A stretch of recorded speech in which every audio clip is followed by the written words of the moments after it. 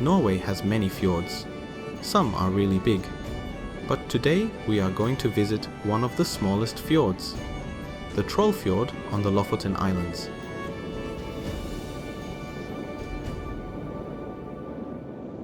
The Trollfjord is located at the edge of the Raftsund, which separates Austvorgøya from Hinnøya. It is 2 kilometers long and only 100 meters wide at its narrowest point. There is a footpath, but the starting point can only be reached by boat. There are several companies that offer trips from Svolvær to the Trollfjord. We chose Øykongen. They offered the best value for money. The duration of the tour was a bit more than 3 hours. The tour starts at the harbour in Svolvær. After a tour of the harbour, the boat follows the coast. You can see the impressive landscape of the Lofoten, with steep mountains rising directly from the sea. There is also an ongoing debate if the fjord is part of Lofoten or nearby Vesterålen. It is part of Austvorgøy, which is part of Lofoten, but lies on the ground of the municipality of Hadsel, which is part of Vesterålen. The fjord is not just the place of local rivalry, but it was the place of battle, the Battle of Trollfjord. This was not part of a war, but a confrontation between local traditional fishermen and modern steamboat fishermen using trawls in 1890. After several small confrontations, the captain of the steamers, who wanted the cod for himself, blocked the entrance to the fjord. The fishermen saw this as a violation of allmannaretten and boarded the steamers, ending the blockade. As a result, the Stortinget, the Norwegian parliament, banned the use of these nets in the Lofot fishery during the winter. So, after this historic detour, we finally reached the fjord. Our boat is not that big, so navigating the fjord is not a problem. But larger ships, like the Hurtigruten, regularly venture into the fjord.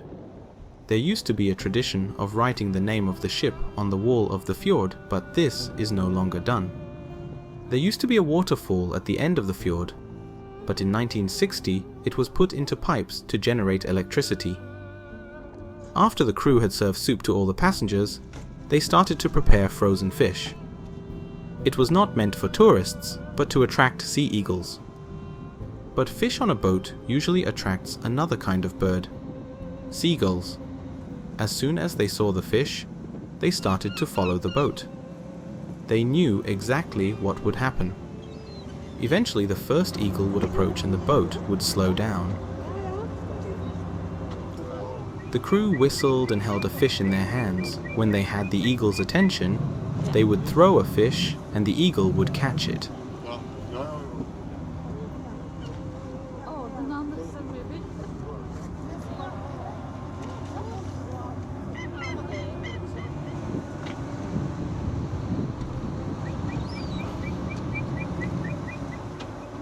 One of the eagles was a bit clumsy that day and failed to catch the fish at the first attempt, which the seagulls took advantage of.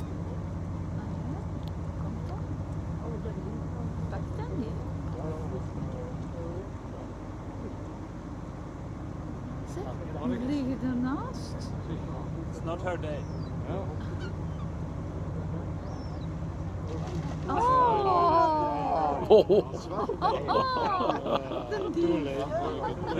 Unfortunately, not on tape, but at several points the gulls attacked the eagles to chase them away.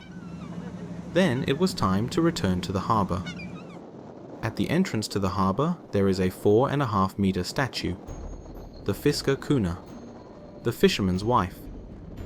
It depicts a fisherman's wife looking to the horizon to see if her husband will return.